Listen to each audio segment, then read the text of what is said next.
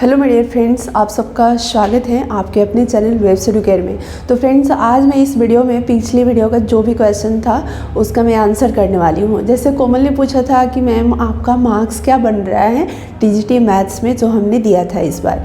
तो देखो फ्रेंड्स, मैं आपको बताना चाहूँगी कि अभी अगर मैं मार्क्स बताती हूँ तो मैं खुद ही श्योर नहीं हूँ कि मेरा मार्क्स कितना बन रहा है, क्योंकि अभी मार्क्स कुछ ऊपर नीचे हो रहे हैं। सेकेंड जो प्रोविजनल आंसर किया है उसको हमने मैच नहीं कराया है, केवल हमने फर्स्ट टाइम जो आंसर किया था उसी को मैंने मैच कराया था, उसके बाद हमने नहीं कराया है क्योंकि बहुत सारे स्टूडेंट का मार्क्स रिड्यूस हुआ है तो थोड़ा उससे निगेटिविटी हो जाता है, इसलिए हमने नहीं किया है।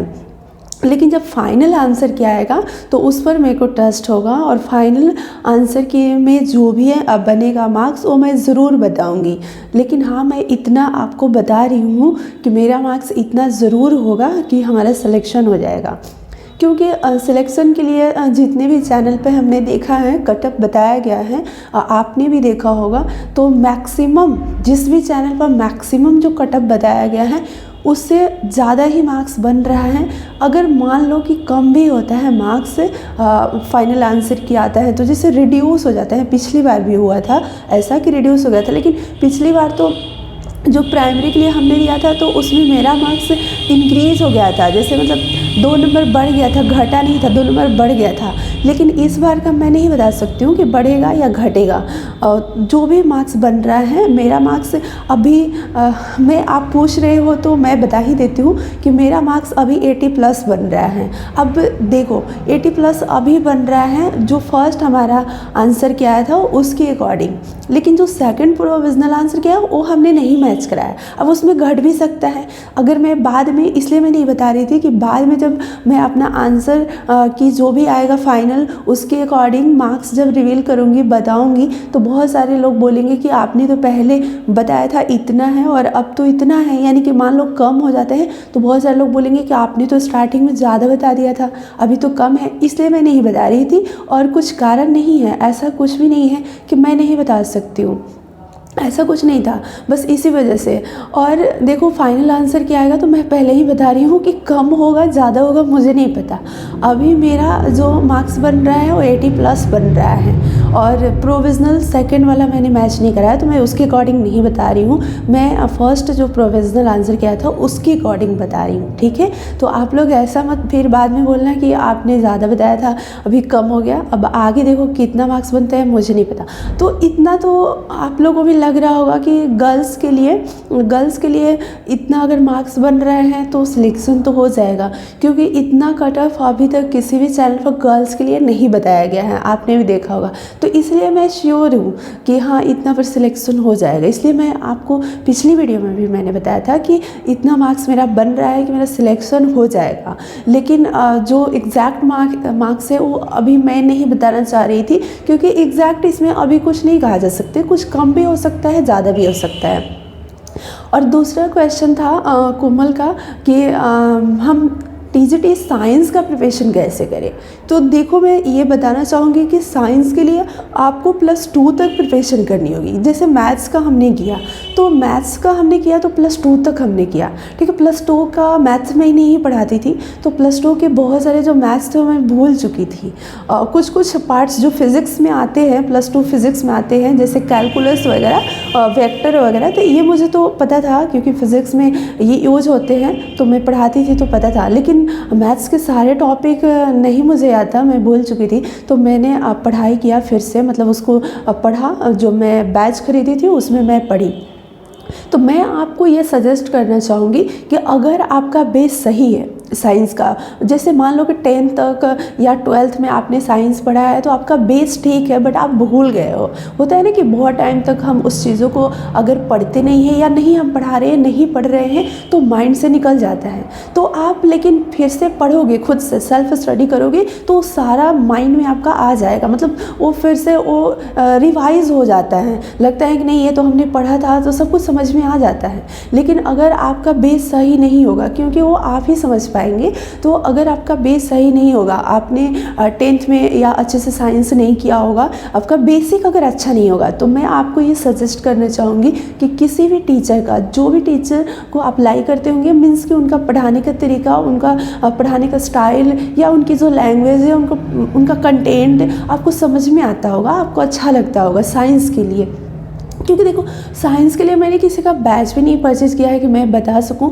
आप अपने अकॉर्डिंग सर्च कर सकते हो, क्योंकि आपकी लाइफ की बात है, ठीक है। तो अपने अकॉर्डिंग आप देख सकते हो कि जिस भी टीचर का आपको समझ में आ रहा है, जिस भी टीचर का आपको समझ में आता है, उनका आप बैच ले सकते हो। मैं इसलिए बोल रही हूँ कि आपका अगर बेसिक ठीक नहीं है तो आप इधर उधर भटकोगे, आपका टाइम वेस्ट होगा, उससे बेहतर होगा, मतलब मेरे को ऐसा लग रहा है, ठीक है।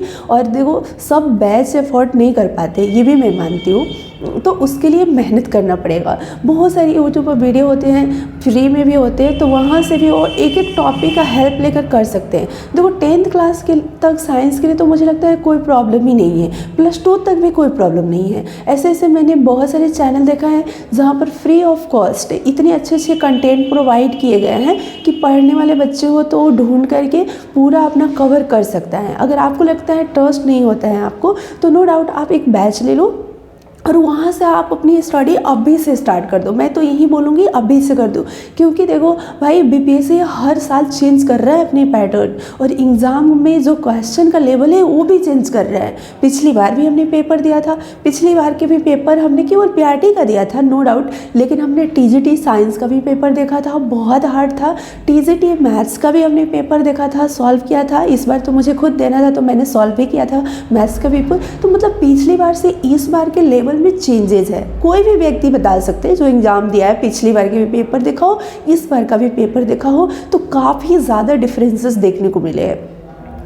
अब देखो, साइंस का तो पिछली बार बहुत ज़्यादा हार्ड था, इस बार का तो मैंने अभी नहीं देखा है साइंस का, बस मैथ्स में ही मैं लगी थी। और आफ्टर एग्ज़ाम मुझे उतना टाइम भी नहीं मिल पा रहा था, क्योंकि एग्ज़ाम के बाद मैं काफ़ी रिलैक्स फील कर रही थी और फैमिली के साथ पूरा टाइम दे रही थी। अभी थोड़ा मुझे टाइम मिला है, तो मैं आप लोगों के साथ कनेक्ट हो पा रही हूँ, और आगे की जो हमारी स्टडी है, हमारी पढ़ाई है, उसके लिए मैं अब प्रिपेयर्ड हो रही हूँ, तैयारी कर रही हूँ कि मुझे क्या करना है, कैसे करना है। क्योंकि 2023 ख़त्म होने वाले हैं, 2024 से स्टार्ट होने वाले हैं, तो कुछ करना है, कुछ तो करना है, बैठना तो है नहीं, उसकी प्लानिंग में लगी हूँ।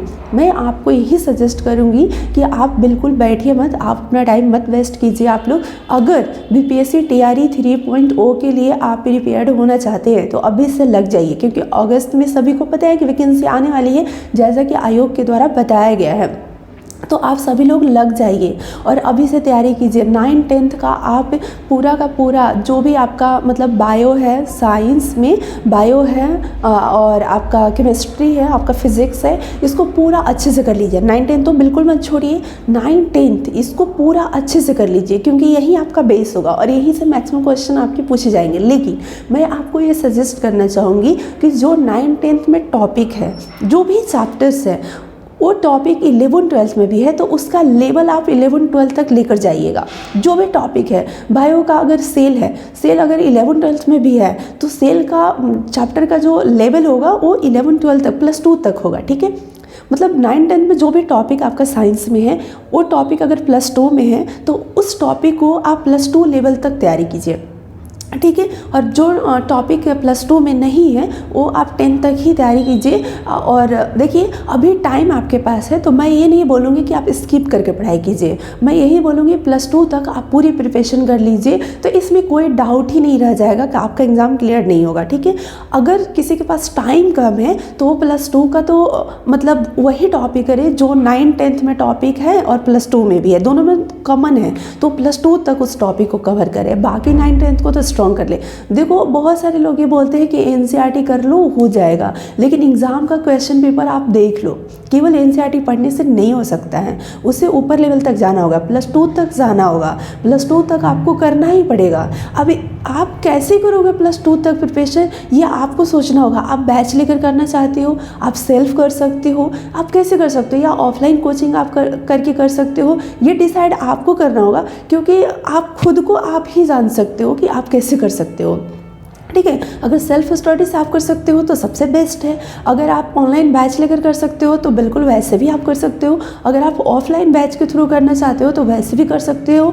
अगर आपको लगता है कि नहीं हमें ज़्यादा एफर्ट नहीं करना है, ज़्यादा हमें पैसे खर्च नहीं करने, तो यूट्यूब फ्री चैनल्स बहुत सारे, वहाँ से भी टॉपिक वाइज आप कर सकते हो, क्योंकि हर टॉपिक के वीडियोज़ मिल जाते हैं। नो डाउट हमने देखा है बहुत सारे टीचर बहुत अच्छे से कंटेंट को करते हैं, लेकिन मैं यही बोलूँगी कि आप एक बैच ज़रूर ले लीजिए। आपको प्रॉपर गाइड मिलेगा, सही तरीके से आपको वहाँ पर गाइड मिलेगा। इस एग्ज़ाम के पैटर्न को देखते हुए, इस लेवल को देखते हुए टीचर आपको गाइड करेंगे, तो आपका टाइम इधर उधर वेस्ट नहीं होगा। आप एक सही डायरेक्शन में चलेंगे तो आपके लिए बेटर होगा। मतलब सही गाइड ज़रूरी होता है एग्ज़ाम को क्रैक करने के लिए। केवल नॉलेज नहीं, सही गाइडेंस भी चाहिए होता है। इसलिए मैं खुद पढ़ाती थी, मेरा खुद बेस सही था, लेकिन फिर भी हमने बैच इसलिए ख़रीदा था ताकि ये एग्ज़ाम हमारे हाथ से निकल नहीं जाए, ये सिलेक्शन मेरे हाथ से निकल नहीं जाए। ठीक है, इसके लिए। अब एक और कमेंट्स था, उनका नाम मुझे अभी याद नहीं आ रहा है क्योंकि मैं देख करके नहीं बता रही हूँ, पहले ही मैंने पढ़ा था तो मेरे माइंड में है। उन्होंने पूछा था कि 6 to 8 यानी जूनियर मैथ साइंस का कट ऑफ क्या होगा। तो देखो बहन, मैं ये बताना चाहूँगी कि 6 to 8 का कट ऑफ मैं कैसे डिसाइड कर सकती हूँ। मेरे पास कुछ भी डेटा नहीं है, ठीक है, कि कितने बच्चे एग्ज़ाम दिए हैं। बहुत सारे बच्चे एग्ज़ाम दिए, देखो अप्रॉक्स तो ऐसे हर किसी को मालूम है कि इतने बच्चे एग्ज़ाम दिए हैं, इतने सेट्स थे, लेकिन उससे नहीं होता है। कट ऑफ बहुत सारी चीज़ों पर डिपेंड करता है। बहुत सारे चैनल वाले पिछली बार भी बताए थे कट ऑफ उनका फेल हो गया, बहुत सारे बच्चे उनको गाली दिए। तो देखो ये तो गलत है। कोई भी अपने एक अनुभव बताता है, एक अनुमान बताता है। एग्जैक्ट तो आयोग भी अभी नहीं बता सकता है कि कट ऑफ क्या जाएगा, आयोग को भी अभी नहीं पता है। ठीक है, हाँ 6 to 8 में जो मैथ साइंस का पेपर था 9-10 से बिल्कुल अलग था, थोड़ा सा अब था, ये हम मानते हैं, क्योंकि 6 to 8 मैथ साइंस मैं भी दी हूँ। तो 9-10 से मुझे थोड़ा लगा कि उसमें मैथ्स हो या साइंस हो, काफ़ी मतलब थोड़ा अपर लेवल का लगा। ठीक है, और सभी बच्चे यही कह रहे हैं, सभी को यही लगा है, और नो डाउट मुझे भी यही लगा। ठीक है, तो मैथ्स भी 9-10 से मुझे थोड़ा सा अप लगा 6 to 8 में, और साइंस भी लगा। साइंस तो मैं पढ़ कर गई नहीं थी, ओनली मैथ्स में पढ़ी थी, लेकिन फिर भी पहले से पढ़ी थी, उसी की बेस पर दी थी।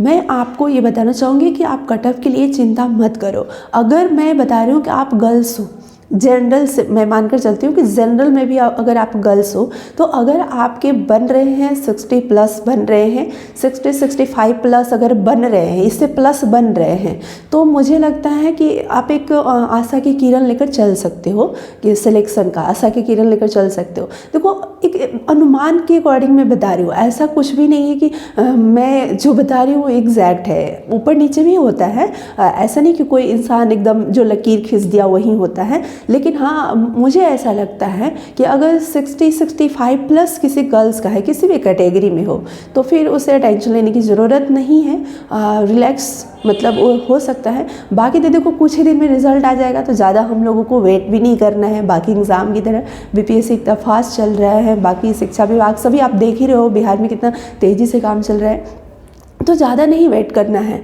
अगर आपको लग रहा है ना कि बहुत ज़्यादा मेरा मार्क्स कम है, तो फिर हम ये बोलेंगे कि आप प्रिपरेशन करते रहो, रिज़ल्ट भगवान करे कि आपका रिज़ल्ट हो जाए, लेकिन आप प्रिपरेशन करते रहो अगले एग्ज़ाम के लिए। अगर आपका अच्छा